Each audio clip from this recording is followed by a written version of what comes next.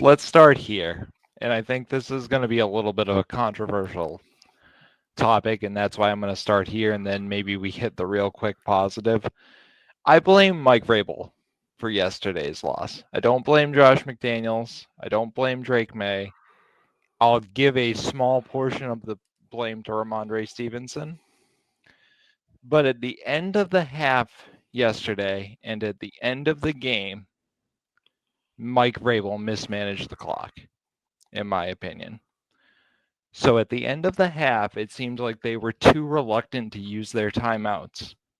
When you have a young team, an undisciplined team, a young quarterback, and a new offense, don't worry about the other team scoring.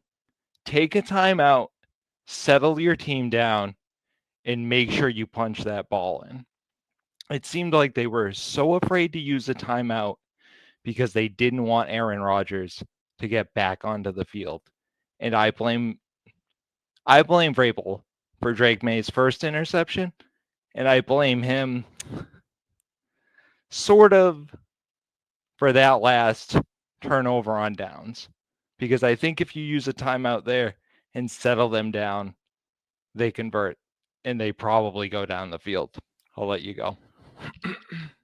That's an interesting opinion. I wish I could come back to you right now and argue it or agree with you. It was just, I'm kind of digesting what you said because what you say makes sense. I agree with you that Vrabel is to blame, but for a different reason. Maybe I'll put it this way. I understand that at the end of the day, the Patriots have to perform. And I'm the first one to admit that if this was Bill Belichick, I would not be turning around saying this is Bill Belichick's fault. But what I will argue with you, I believe there will be a very rare case, if any, that you would see a Bill Belichick team fumble the ball 4 times and throw an interception and take 7 penalties. Now, you can argue with me that the officiating was bad because it was. It wasn't great. I thought the Steelers' second touchdown was a gift of a holding call when they should have punted the football. However, I will say this. The Steelers had more penalties than the Patriots, so you can't say that it wasn't going both ways. So you can't blame the referees. They were both getting it. And there were some inopportune penalties at inopportune times for the Steelers that you could argue maybe were questionable. Yep. But when it comes to the Patriots, the argument that I will make is penalties, 7 penalties for 54 yards is not an uncommon stat line for New England. No. And guess what, guys? Referees watch games too. And they see what teams do, and they see teams that are penalized. And referees are more inclined to throw the flag on teams that are penalized more, or if they're noticed for something. I want to go back to, I believe it was the 2015 season when Gronk got suspended after he dropped the elbow on Trey White in Buffalo. Yeah.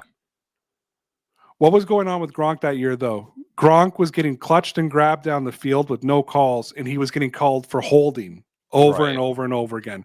Yep. And he finally lost his patience. Well, Gronk was starting to get the reputation. Referees were seeing it. They were seeing the calls, seeing it on film. And it gets called. That's what happens. And when you're an undisciplined team, referees look for undisciplined teams. Right. I saw something on Twitter yesterday, and I think 3 games in, it's not unfair to make this comparison. I think there's other comparisons that are stupid, but it's not an unfair comparison. Somebody said, everybody blamed Gerard Mayo for the team being undisciplined, but it's just last season. But this season's been a complete carryover, and you can't argue with that. It's been worse. They have 3 times as many penalties. Yeah, it's undisciplined play has been a complete carryover.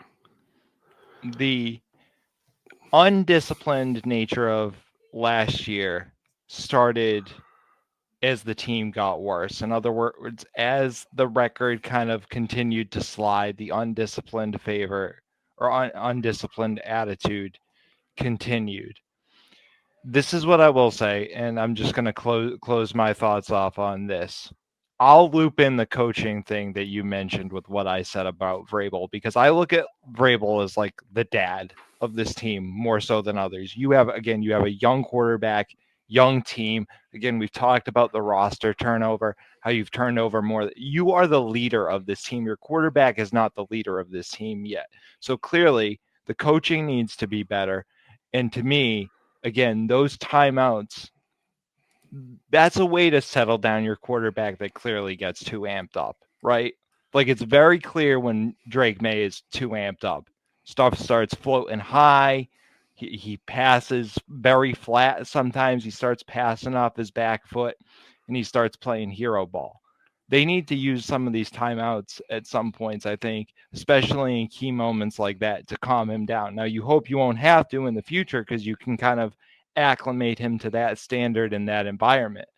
But again, just what I said before, and we can combine it with what you're saying as far as the undisciplined nature of the football team. I just wanted to close my thought out on that.